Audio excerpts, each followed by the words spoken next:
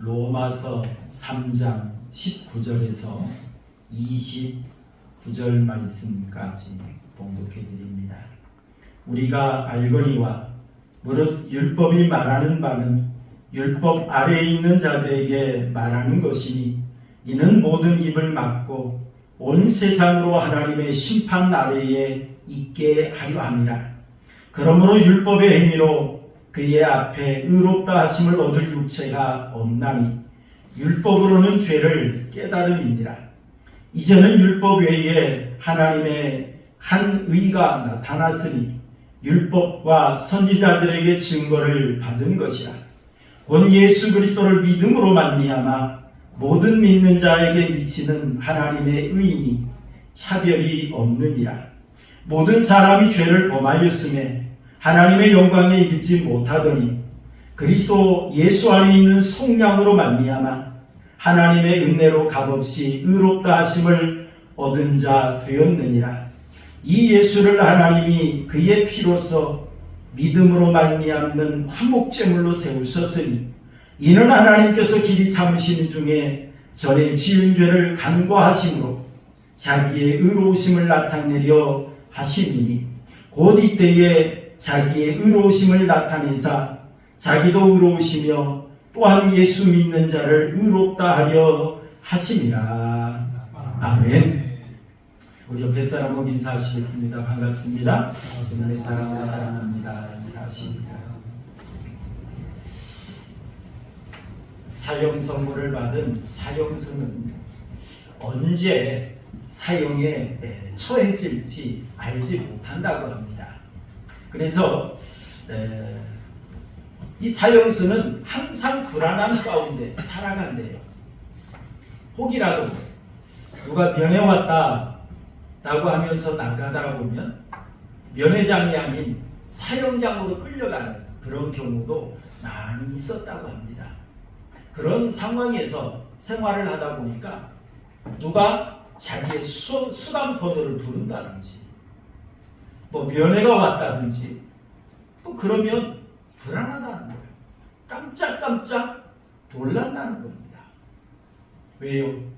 언제 어느 때에 사형장으로 끌려갈지 모르기 때문에 그렇습니다. 얼마나 두렵겠습니까? 이런 사형수에게 큰 은혜가 베풀어진다면 그게 어떤 것이겠습니까? 그저 사형을 면할 수 있는 것만 해줘도 얼마나 큰 은혜겠습니까? 예를 든다면 사형수가 무기징역형으로 바뀐다. 그러면 두 다리 뻗고 잠을 잘 것 같아요. 왜? 언제 죽을지 두려워하지 않아도 되거든요. 불안해하지 않아도 되거든요. 떨지 않아도 되거든요. 여러분들은 이 사형수에게 그보다 더 큰 은혜가 주어진다면 어떤 거겠습니까? 죄를 없애주는 것, 최고의 은혜 아니겠습니까? 죄를 없애주면 이제 출소해도 됩니다. 자유의 몸이 되어서 자유롭게 살아갈 수가 있기 때문에 뭐 최고의 은혜죠. 여러분 그런 것처럼 모든 인간이 하나님 앞에 죄를 범함으로 인하여서 사형수가 되고 말았어요. 모든 인간이 죄를 범함으로 인하여 그 죄의 삭수로 말미암아 죽어야만 했습니다. 그리고 영원한 지옥 형벌을 감당해야만 했습니다. 여러분, 이러한 인간에게 최고의 은혜는 무엇이겠습니까? 그들의 죄를 없애주는 거죠. 죄를 없애주는 것, 최고의 은혜입니다. 여러분, 우리가 로마서의 말씀을 계속 살펴보고 있습니다. 1장에서는 이방인들의 죄를 이야기했고요. 2장에서는 유대인들의 죄를 지적을 했습니다.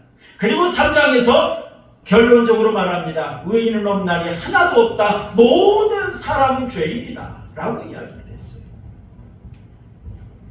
결국에는 지금까지 1장에서 3장까지는 죄론에 대해서 이야기를 했습니다.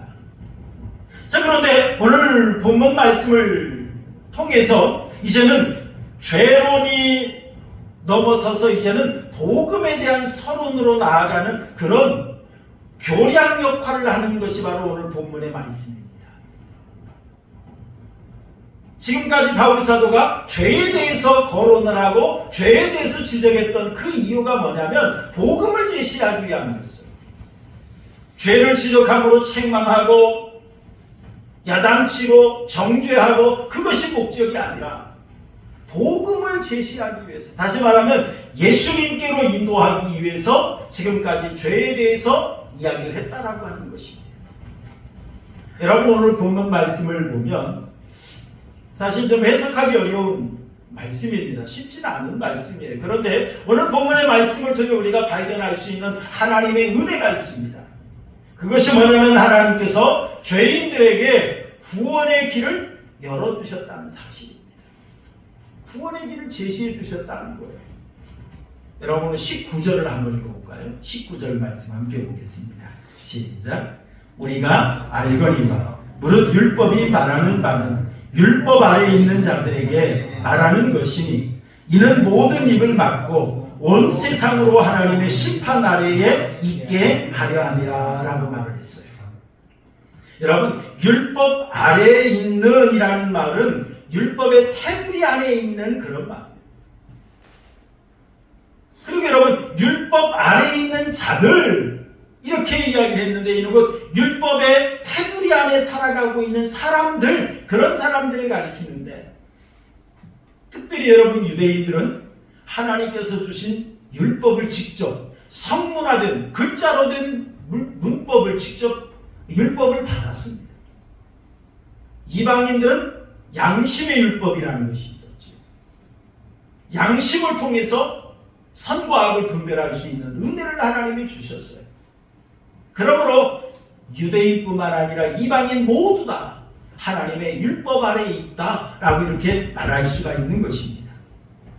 그래서 이 땅에 살아가고 있는 모든 사람들을 가리키는 그런 말. 그런데 이 땅에 살아가는 모든 사람들에게 모든 입을 막고 라고 말했어요. 모든 입을 막았다. 자, 이 말은 무슨 말이냐면 변명의 의지가 없다, 그런 말이에요. 육은 무언이다. 입은 있으나 할 말이 없다는 거예요. 왜냐? 죄를 지었기 때문에. 죄를 지었기 때문에. 그래서 결국에는 하나님의 심판을 받을 수밖에 없는 그런 존재가 되었다는 걸 이야기합니다. 그리고 여러분 20절 한번 읽어볼까요? 20절 함께 보겠습니다. 시작. 그러므로 율법의 행위로 그의 앞에 의롭다 하심을 얻을 육체가 없나니 율법으로는 죄를 뭐함이라고요? 깨달음이니라. 여러분, 율법의 행위로는 그의 앞에라고 말을 했는데 그는 곧 하나님 앞이라는 거예요. 율법의 행위를 가지고는 하나님 앞에서 의롭다 하심을 육체가 하나도 없다. 하나도 없다. 그러면서 이 율법의 역할을 가르쳐줍니다. 율법이 하는 역할이 뭐냐? 율법은 곧 죄를 깨닫게 하는 것이라는 거예요. 죄가 뭔지를 알려주는 것, 이것이 바로 율법의 역할이다 라고 하는 것을 말하고 있는 걸 볼 수가 있습니다. 여러분, 율법이 없을 때는 죄가 죄인지를 알지를 못했어요. 그러나 하나님께서 율법을, 기준을 정해놓았어요. 기준을 정해놓으니까 그 기준에 넘어가면 잘못됐구나. 기준에 넘지 아니하면 잘못되지 않았구나. 이걸 우리가 알 수 있도록 기준을 주신 거, 이게 바로 율법입니다. 이게 바로 율법입니다. 그래서 여러분, 율법은 사람이 죄인이라는 걸 알게 해요. 하지만 율법이 하지 못하는 것이 있습니다. 사람을 의롭게 할 수는 없어요. 의롭게 할 수는 없습니다. 다만 우리를 구원하실 예수 그리스도께로 인도하는 역할을 합니다. 왜 그럴까요? 내가 죄인이라는 걸 깨닫게 합니다. 그렇다면 이 죄의 문제를 어떻게 해결할까?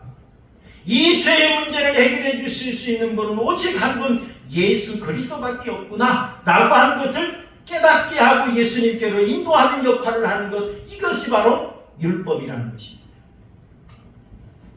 그래서 여러분, 율법 아래 비춰보니까 모든 사람들은 다 죄인이다 라고 하는 결론으로 이야기하고 있는 걸 볼 수가 있습니다. 여러분, 죄의 삭은 무엇이죠?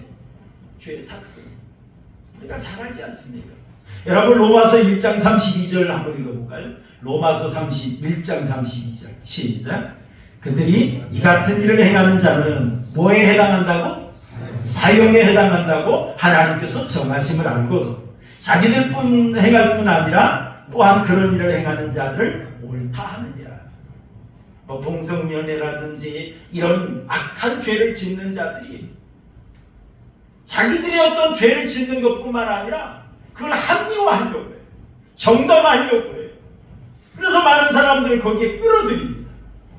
이 악을 나중에 의로 바꾸려고 하는 그런 아주 나쁜 행위를 하는 거예요. 이런 자들의 모습을 하나님이 이런 자들의 형벌인 사형이다 이렇게 말했어요. 여러분 로마서 6장 23절 잘 아는 말씀이죠. 죄의 삭은 사망이다. 죄의 삭은 사망이다. 여러분 이러한 죄인들을 위해서 하나님께서 하나님의 의를 베풀어 주셨어요. 여러분 21절 말씀을 보니까 이제는 율법 외에 하나님의 한 의가 나타났으니 율법과 선지자들에게 증거를 받은 것이라 라고 말했어요. 이제는 이렇게 말했어요. 자, 이 이제는이라는 말은 말의 어떤 전환 역할을 하는 그런 단어입니다. 지금까지는 율법 아래에 있으면서 내가 죄인이라는 걸 깨닫게 하고 내가 죄인이라는 걸 알게 했어요. 우리는 죄로 말미암아 영원한 사망에 처할 수밖에 없게 되었어요. 지옥 형벌을 받아야만 했어요. 그런데 이제는 하나님의 의가 율법 외에 지금까지 율법만 있었어요. 그런데 율법 외에 율법 말고 다른 하나님의 의를 하나님이 베풀어 주셨다. 그런 말입니다. 여러분 하나님의 의란 불의한 자를 의롭다고 여겨주시는 그 칭의를 가리키는 그런 말인데요. 여러분 지금까지는 율법을 지킴으로 인하여서 구원 얻을 줄 알았는데 이제는 새 길이 열렸다 그런 말이에요. 지금까지는 인간이 율법을 행함으로 구원 얻는 길이 불가능했는데 이제는 하나님께서 다른 길을 열어주셨다 그런 말입니다. 율법 시대가 끝나고 이제는 복음의 시대가 열렸다 그런 말이 되기도 하죠.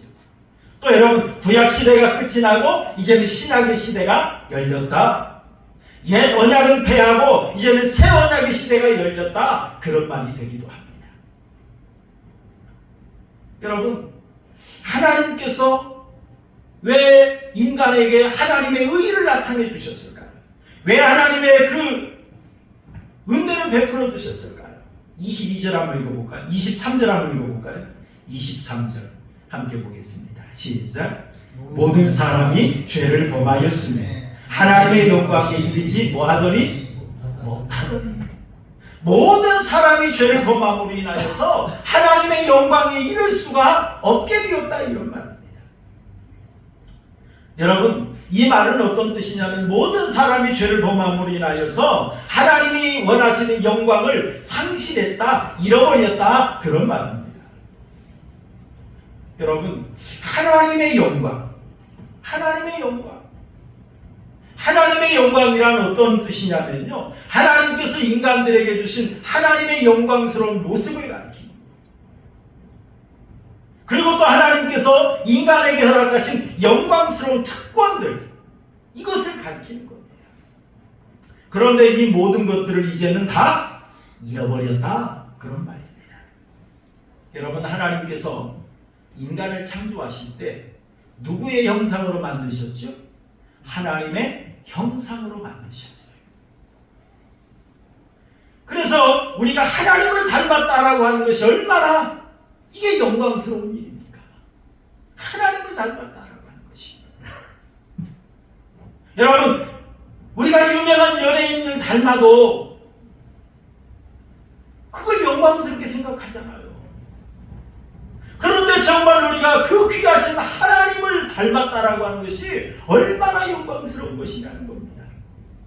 여러분 그것 때문에 아담은 에덴 동산에서 하나님과 하나님과 영적인 교제를 나눌 수가 있었어요. 그때는 육적인 교제도 나눌 수가 있었어요. 하나님과 교제하는 특권을 누릴 수가 있었습니다. 그뿐만이 아니라 아담과 하와는 하나님을 경배하고 하나님을 찬양하는 제사장의 특권도 누릴 수가 있었어요. 또 하나님께서 천지를 창조하시고 이 천지 만물들을 다 아담과 하와에게 맡기셨어요. 이름 짓는 것도 그들에게 맡기셨고 온 우주 만물을 다스릴 수 있는 특권을 하나님께서 허락해 주셨습니다.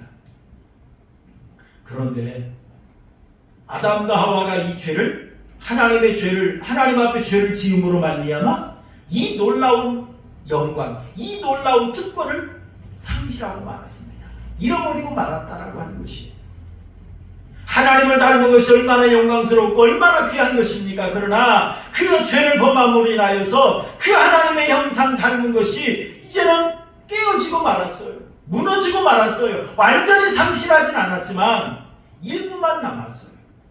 일부만 남았습니다. 그동안 하나님의 영광을 그 은혜를 입었기 때문에 하나님과 에덴 동산을 교제했는데 이제는 어땠어요? 에덴 동산에서 쫓겨났잖아요. 하나님과 교제할 수 없게 되었어요. 그동안 하나님 앞에 경배하고 하나님 앞에 영광 돌리며 살았는데 이제는 에덴 동산에서 쫓겨난 후에 하나님과 관계가 단절된 후에 이제는 많은 사람들이 하나님이 없다 주장합니다. 하나님을 예배하지 않습니다. 아니 사람의 모습을 떠나서 이제는 짐승에 가까운 삶을 사는 자들도 얼마나 많이 있는지 몰라요. 사람처럼 살지 아니하고 짐승처럼 살아가요. 그저 욕망에 따라서, 그저 정욕에 따라서 자기 하고 싶은 대로 그렇게 살아가는 자들이 너무나도 많이 있습니다. 하나님께서 온 우주 만물을 통치할 수 있는 특권을 주었는데 이것도 다 빼앗기고 이제는 통치자로서의 그 역할을 감당하지 못하지 않습니까? 여러분 현재 지구의 온난화로 인하여서 천재지변이 일어나요. 하나님께서 맡겨주신 이 우주 만물을 관리하지 못한 그런 인간의 책임 아닙니까? 이런 모습으로 우리가 추락하고 말았다라고 하는 것입니다. 그래서 여러분 우리는 낙원을 잃어버렸어요. 그게 바로 신낙원입니다. 하나님이 허락하신 그 영광스러운 그 모든 것들을 잃어버리고 나니까 이제는 두렵습니다. 불안합니다. 언제 천재지변이 일어날지 몰라요. 언제 사건과 사고가 일어날지 몰라요. 아침 뉴스를 들어보면 어제는 어디에서 불났고 어제는 어디서 교통사고 났고 몇 명 죽었고 매일 뉴스에 나오는 걸 볼 수가 있어요. 저는 그럴 때마다 생각해 봅니다. 우리 집도 저럴 수 있는데 그런 생각을 해봐요. 나도 운전하다가 저런 사고를 당할 수 있는데 그런 생각을 해봅니다. 왜? 예외는 없거든요. 예외는 없습니다. 그렇기 때문에 불안합니다. 두렵습니다. 언제 맹수들이 독사들이 우리를 공격해 올지 몰라요. 언제 질병이 날로 엄습해 올지 몰라요. 언제나 불안합니다. 두렵습니다. 여러분 왜 그렇습니까? 그렇게 하나님의 놀라운 영광스러운 은혜를 입었고 하나님과 교제하고 하나님의 주신 특권을 가지고 살았던 인간이 죄를 범하고 나니까 이 모든 것들은 다 빼앗겨버리고 잃어버리고 이렇게 불안하고 두렵고 떨림 속에 살아갈 수밖에 없는 비참한 운명에 처해지고 말았다라고 하는 사실입니다. 여러분 저는 오늘 본문 말씀을 보면서 한 가지 깨달은 하나님의 마음이 있습니다. 그것이 뭐냐면 이러한 인간을 구원하시려고 하시는 하나님의 마음을 발견할 수가 있었습니다. 이러한 인간을 구원하기 위해서 하나님께서 사실 표현이 좀 그렇습니다. 전지전능하신 하나님께서 고민하실 일은 없었을 것 같아요. 아마 저 같으면 고민하고 낑낑대고 그랬을 터인데 우리 하나님도 이런 인간을 구원하기 위해서 방법을 찾으셨더라는 거예요. 여러분, 하나님께서는 이 죄인된 인간을 구원하기 위해서는 죄인을 의인으로 받아주셔야만 했습니다. 사실 여러분, 죄인을 의인으로 인정한다라고 하는 것은 하나님의 본성에 이건 불가능한 일입니다. 왜 그렇습니까? 우리 하나님은 공의의 하나님이십니다. 우리 하나님은 거룩한 하나님이십니다. 우리 하나님은 죄를 미워하시는 하나님이십니다. 죄인에게는 반드시 심판하시겠다고 공언하셨던 하나님이셨습니다. 그렇기 때문에 하나님은 죄는 죄대로 받고 의인은 의대로 받으시는 것이 가장 자연스럽고 멋진 하나님이십니다. 그런데 이런 하나님이 죄인을 구원하셔야만 했어요. 죄인을. 자, 그렇다면 이런 죄인을 의인으로 받으려면 하나님께서는 어떻게 하셔야 됩니까? 죄를 보고도 못 본 척 하셔야 돼요. 죄인을 가리켜서 의인이라고 하셔야 돼요. 그러다 보니까 하나님께서는 하나님의 거룩이나 하나님의 공의가 손상되지 않는 한에서 그런 방법에서 구원의 길을 열어놓으셔야만 했습니다. 그런 가운데 하나님께서 예수 그리스도를 통한 구원의 길을 열어주셨다는 사실입니다. 예수 그리스도를 통한. 여러분, 하나님께서 예수 그리스도를 통해서 어떻게 우리에게 구원의 길을 열어주셨을까요? 여러분, 24절 한번 읽어볼까요? 24절 함께 보겠습니다. 시작. 그리스도 예수 안에 있는 속량으로 말미암아 하나님의 은혜로 값없이 의롭다 하심을 얻은 자 되었느니라 라고 말했어요. 여러분, 속량이라, 속량. 전에는 구속이라는 그런 단어를 쓰기도 했는데요. 여러분, 이 속량이라고 하는 이 말은 어떤 뜻이냐면 노예의 몸값을 지불하고 노예를 해방시켜주는 것, 그것을 가리키는 그런 단어예요. 여러분, 그런 것처럼 죄의 삭은 뭐라고 그랬죠? 사망이라고 그랬죠. 죄의 삭은 사망이라고 그랬어요. 여러분, 그렇기 때문에 죄를 범하는 인간은 반드시 죽어야만 했습니다. 이게 하나님의 공의예요. 죽어야만 했습니다.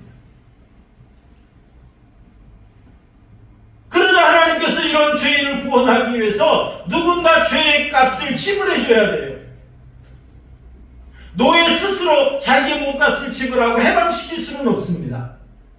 누군가가 노예에게 은혜를 베풀어 주듯이 죄인된 인간을 속량하기 위해서는 하나님께서 하나님의 아들이신 예수 그리스도를 통하여서 죄인된 인간의 죄를 속량하게 해주셨습니다. 그래서 죄의 삭은 사망이다. 죽어야만 했잖아요. 누군가 죽어야만 했어요. 그러다 보니까 하나님께서 죄가 없으신 하나님의 아들을 우리를 대신해서 죽게 하신 거예요. 우리를 대신해서 죽게 하신 거예요. 그러기 위해서 하나님은 말씀으로만 죄 없다 선포하지 아니하셨어요. 하나님이신 예수님을 인간의 몸을 입고 이 땅에 탄생하게 하셨어요. 인간이 당하는 희노애락, 고통, 이 모든 것 다 당하게 하셨어요. 십자가에서 예수님이 당하신 그 고난, 이런 말로 표현할 수 없는 그 엄청난 고통, 인간이 누릴 수 있는 고통 다 당하게 하셨어요. 그리고 십자가에서 못 박혀 죽게 하셨습니다. 이러한 하나님의 은혜로 말미암아 우리에게 구원의 길을 열어주셨다는 사실입니다. 이것이 얼마나 귀한 은혜입니까? 얼마나 귀한 은혜예요. 그리고 하나님께서 이 죄인을 구원하기 위해서 화목의 은혜를 베풀어 주셨어요. 첫째는 구속의 은혜, 속량의 은혜를 베풀어 주셨다면 두 번째로는 화목케 하는 은혜를 베풀어 주셨어요. 여러분 25절 한번 읽어볼까요? 25절 함께 보겠습니다. 시작. 이 예수를 하나님이 그의 피로써 믿음으로 말미암은 화목제물로 세우셨으니 이는 하나님께서 길이 참으시는 중에 전에 지은 죄를 간구하심으로 자기의 의로우심을 나타내려 하심이니라고 말씀을 했어요. 여러분, 하나님께서 예수 그리스도로 하여금 우리의 죄값을 대신 속량하게 하심으로 말미암아 우리를 의롭게 해주셨습니다. 그리고 이제 예수 그리스도의 피로 말미암아 우리의 죄값을 지불하게 하심으로 말미암아 원수되었던 하나님과 우리 관계를 화목해 할 수 있는 은혜를 주셨다. 그래서 여러분, 화목의 제물이라고 이렇게 표현하고 있어요. 그런데 무엇으로? 그의 피로. 여러분, 눈에는 눈, 이에는 이, 생명에는 생명. 이게 율법의 원리예요. 우리 죄인된 인간의 생명을 위해서 하나님의 아들이신 예수 그리스도의 생명, 피는 곧 생명을 가리키는 거예요. 피, 곧 생명을 가리키는 것처럼 생명을 내놓게 하셨던 겁니다. 여러분, 죄값은 사망이기 때문에 예수님도 우리 인간을 대신해서 죽으셔야만 했어요. 여러분, 히브리서 9장 22절 한번 읽어볼까요? 히브리서 9장 22절 시작. 율법을 따라 거의 모든 물건이 피로써 정결하게 되나니 피 흘림이 없은즉 뭐가 없다고요? 사함이 없느니라. 피 흘리지 않고는 죄를 사함받을 수가 없어요. 그래서 하나님께서 예수 그리스도의 피, 예수 그리스도의 생명을 내놓게 하심으로 말미암아 하나님과 우리 사이를 화목할 수 있는 그런 은혜를 베풀어 주셨다는 사실입니다. 여러분, 창세기 6장에 보면 하나님께서 노아 시대에 홍수로 세상을 심판하셨어요. 그리고 하나님께서 노아의 가족만 살려주셨습니다. 얼마나 큰 은혜입니까? 우리가 수요일날 여호수아의 말씀도 살펴보는 것처럼 여러분, 여리고성이 다 멸망당하는데 누구의 가족만 구원해 주셨어요? 라합의 가족만 구원해 주셨어요. 그것도 기생. 여러분, 소돔과 고모라 땅이 멸망당할 때 하나님께서 그 소돔과 고모라 땅을 다 멸망시키고 누구의 가족만 살려주셨어요? 롯의 가족만 살려주셨어요.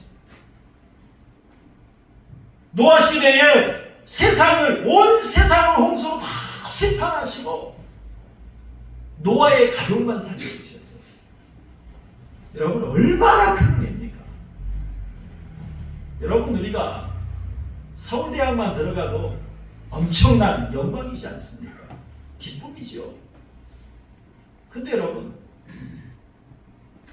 몇만 명 중에 몇억 명 중에 한 사람 이렇게 선택을 받았다면 얼마나 큰 은혜입니까?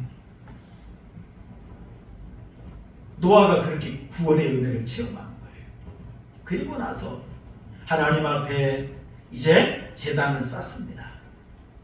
정결한 짐승과 정결한 새를 가지고 하나님 앞에 번제를 드렸어요. 그러자 하나님께서 이 향기를 받으시고 하나님께서 내가 다시는 땅을 저주하지 아니하리라, 내가 다시는 모든 생물을 멸하지 아니하리라 라고 하나님께서 말씀하셨어요.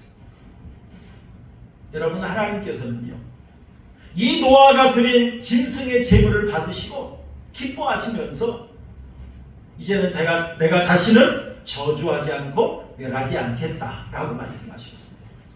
여러분, 하나님께서 짐승의 피를 받으시고도 이렇게 기뻐하시면서 노를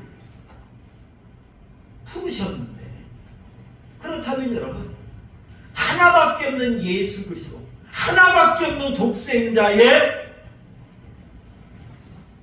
그 생명을 받으시고 그 제물을 받으시고 하나님께서 어떠하셨겠습니까?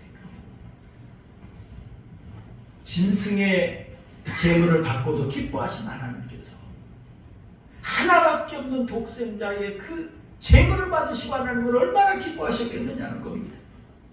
여러분, 그래서 하나님께서는 우리를 향한 진노를 거두시고 우리와 화목할 수 있도록 은혜를 베풀어 주시는 겁니다. 그래서 예수님이 화목제물이 되어 주신 거예요. 그리고 하나님께서 우리 죄인을 구원하기 위해서 의롭게 하시는 은혜를 베풀어 주셨어요. 우리 여러분 26절 한번 읽어보실까요? 26절 함께 봅니다. 시작. 곧 이때에 자기의 의로우심을 나타내사 자기도 의로우시며 또한 예수 믿는 자를 의롭다 하려 하시니라 라고 말씀을 하셨어요. 자기의 의로움을 나타내사 자기도 의로우시며 또한 예수 믿는 자를 의롭게 하려 하신다. 자, 이 말은 예수님께서 의를 행하셨다는 거죠. 그리고 그 의를 예수 믿는 자들에게 전가시켜 주셨다, 그런 말입니다. 여러분, 예수님은 완전한 하나님이십니다. 그렇기 때문에 예수님은 율법을 지키실 의무가 없어요. 하지만 예수님께서는 우리를 속량하기 위해서 우리 대신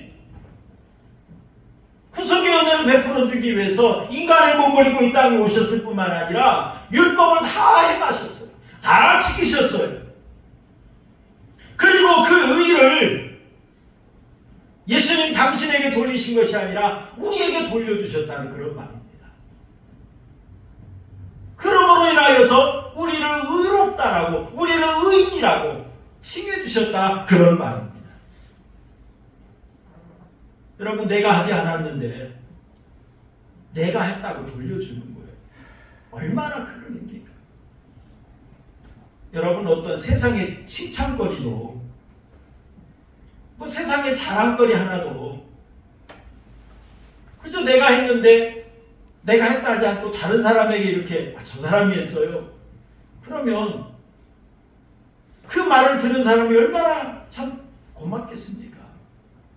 세상의 칭찬거리도 그래요. 그런데 하나님 앞에 행했던 그 의로움을 하나님께서 나에게 전가시켜 주신 거예요. 그러면서 나로 하여금 의인이라고 칭해 주신 거예요. 얼마나 큰 은혜냐는 거죠. 엄청난 은혜인 것입니다. 이야기를 하나 드린다면, 옛날에 선한 임금이 하나 있었답니다. 이 임금은 나라를 평안하게 다스리려고 했지만 백성들이 자꾸 죄를 범하는 그런 일이 발생을 했답니다. 자, 그러자 이 왕은 나라에 공포를 했습니다.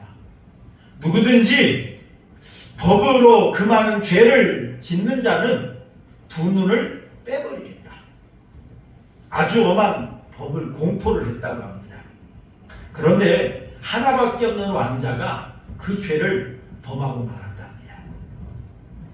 자, 그러자 임금은 자기가 만든 이 법대로 하자면 왕자의 두 눈을 빼버려야 됩니다. 그런데 그렇게 되어진다고 한다면 자기의 뒤를 이어서 왕위에 오를 왕자가 소경이에요. 그러면 나라를 제대로 통치할 수가 없잖아요. 그래서 왕은 고민에 빠졌답니다. 자기가 공포한 법을 무효화시킨다고 한다면 왕의 권위가 아주 치명적인 손상을 입게 될 것입니다. 그렇다고 해서 법대로 하자니 자기 아들의 두 눈을 빼버려야 됩니다. 얼마나 고민이 되었겠습니까? 얼마나 밤잠 못 자고 참 방법을 찾아보았겠습니까? 그러다가 방안을 하나 강구했답니다. 법은 법대로 살리고 아들은 아들대로 살리자라고 하는 방법으로 자기 눈 하나 빼고 아들의 눈 하나 빼자. 그래서 그렇게 뺐다고 합니다. 여러분, 사실 그냥 있는 이야기예요. 자기 아들을 위해서 자기 눈 뺀다는 거 쉽지 않죠. 쉬운 얘기 아닙니다. 참 이것만 해도 참 대단한 왕이에요. 이것만 해도 선한 왕입니다. 그런데 여러분, 그 은혜에 비하면 우리 하나님의 은혜는 엄청난 겁니다. 사실 이 왕은 아들의 눈 하나를 뺐잖아요. 그런데 우리 하나님은 우리를 구원하심에 있어서 무엇을 요구하셨습니까? 눈을 요구하셨나요? 팔 하나를 요구하셨나요? 다리 하나를 요구하셨나요? 우리 하나님은 우리에게 요구하신 것이 없어요. 우리의 모든 죄값을 아들에게 다 맡기셨어요. 아들에게 다 떠넘기셨어요. 그리고 우리에게 하나님께서 요구하시는 것은 뭐예요? 단 하나, 믿기만 해라. 믿기만 하라는 거예요. 여러분, 이게 얼마나 큰 일입니까? 여러분들의 하나밖에 없는 집, 전 재산 바치라면 바칠 수 있겠어요? 전 재산 바쳐야 여러분 구원받습니다. 여러분 바칠 수 있겠어요? 여러분 구원받으려면 눈 빼셔야 됩니다. 팔 하나 자르셔야 됩니다. 다리 하나 잘라야 됩니다. 여러분 그렇게 예수 믿을 사람 얼마나 있겠어요? 그래도 믿을 사람은 있겠죠.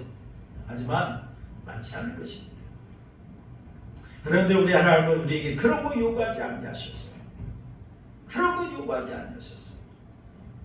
하나님께서 베풀어 주신 이 구원의 길, 예수 그리스도, 이분을 믿기만 하면 구원해 주시겠다 라고 하시는 놀라운 은혜를 베풀어 주셨다는 사실입니다. 사랑하는 성도 여러분, 이러한 하나님의 은혜가 없었다면 우리는 어떻게 되었을까요? 이런 하나님의 은혜가 없었다면 우리는 죄 삭은 사망인이 죽어서 영원한 지옥 형벌에 떨어져야만 했습니다. 거기는 구더기도 죽지 않고 사람이 소금 튀듯 하는 그런 고통을 당하는, 영원히 죽지도 못하고 고통당하는 이 지옥에 떨어져야만 했던 우리였습니다. 이런 하나님의 은혜가 아니었다면 우리는 이 지옥의 형벌을 받아야만 했어요. 그런데 하나님께서 이런 죄인인 나를 구원하기 위해서 하나밖에 없는 독생자를 나의 죄값으로 내어주시고 나의 모든 죄를 전가시키면서 나의 죄를 사해 주셨다는 사실입니다. 그리고 이 은혜를 믿기만 하라 하셨을 뿐만 아니라 믿을 수 있는 은혜도 우리에게 주신 줄로 믿습니다. 믿음조차도 하나님의 선물이에요. 그래서 여러분 오후에 보겠습니다만 사실 자랑할 게 없다. 자랑할 게 오직 하나님의 은혜만 우리가 자랑할 뿐이에요. 사랑하는 성도 여러분, 하나님께서는 정말 우리를 천국 백성 되기 위해서, 우리를 하나님의 자녀가 되게 하기 위해서, 그리고 우리가 잃어버렸던 하나님의 영광을 회복시키기 위해서, 죄인이었던 우리를 의인이 되게 하기 위해서 이렇게 하나밖에 없는 독생자를 나의 죄값으로 내어주시고 놀라운 구원의 은혜를 베풀어 주신 줄 여러분 믿으시길 바랍니다. 이 놀라운 은혜 우리가 죄사함 받았어요. 구원받았어요. 그러니 우리가 할 게 뭐겠습니까? 여러분이 놀라운 하나님의 은혜를 찬양하고 예배할 수 있기를 바랍니다. 이 놀라운 하나님의 은혜를 여러분 자랑하고 전할 수 있기를 바랍니다. 그리고 이 은혜에 감사해서 이제는 하나님의 영광과 뜻을 위해 살아가는 우리 성도님들의 삶이 되시기를 주님의 이름으로 축원합니다. 우리 말씀 생각하면서